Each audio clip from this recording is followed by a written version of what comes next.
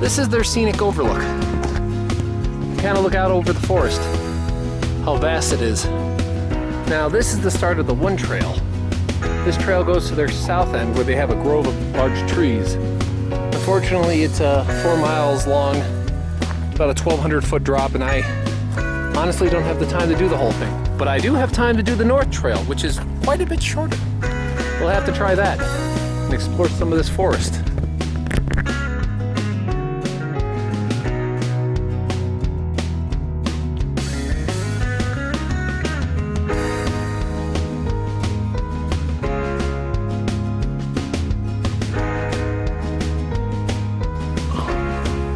Looking around this place, big tree.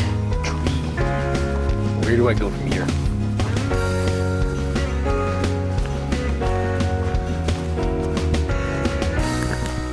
I already start to see them. These trees are huge, and they're infested with squirrels.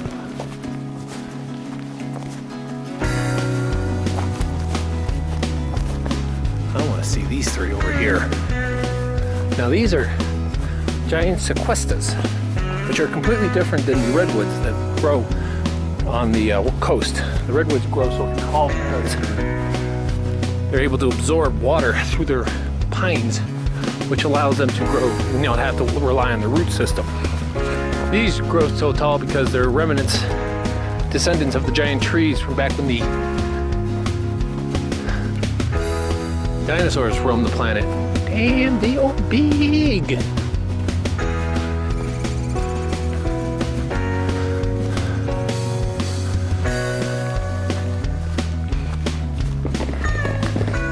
Here, allow me to get people some scale involved here.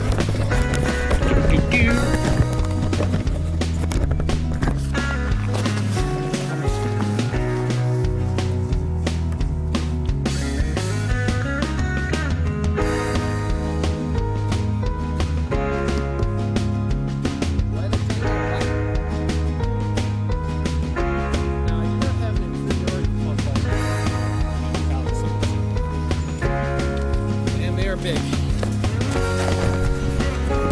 And they are a biggie. And they're leaning over. Kind of, you know, makes you a little nervous. The wood almost sounds hollow. Here are three more. Their width is amazing. Now supposedly they've got bears in this woods. Brown bears. When it comes to bears, there are three kinds that you have, there's two kinds you have to worry about. Polar bear, then comes the grizzly bear. I guess you need to worry about the panda bear because you're probably in China or it escaped from the zoo. Another tree.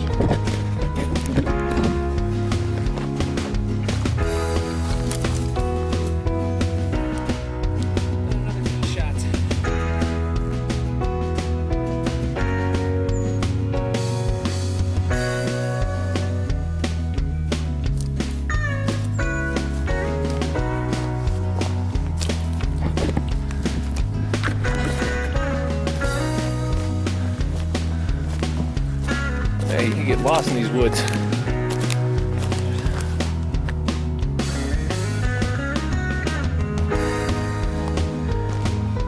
They can get pretty damn tall.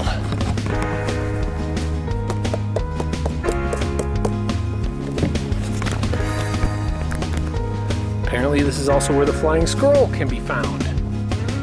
But I guess they're mostly seen at night, not during the daytime. Oh well. It's a shame.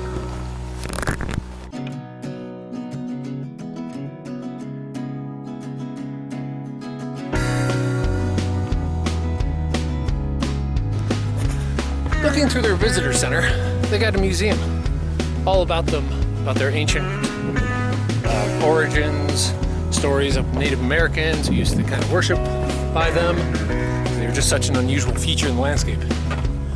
But one thing they show is that, again, these things were going to go extinct just because of people logging or whatnot, until someone noticed, you know, we got tourists coming to show up and to look at these things because they're such an oddity. And that's when preservation and saving these trees began. The other cool thing that you could tell that I always kind of think about, think of the first European reporting back of what he saw. Going back and saying, I found some big trees. Oh, you know, like big, no. Big trees. Well, I hope you liked your visit. Here's one that was cut down. Just see how big it is. Hundreds of years old. I think it was cut down a while ago. And you can see, I wear size 13 shoes, so huge diameter. Natural light. This is obviously someone who has no reason to live. So many big trees just dotting in the landscape.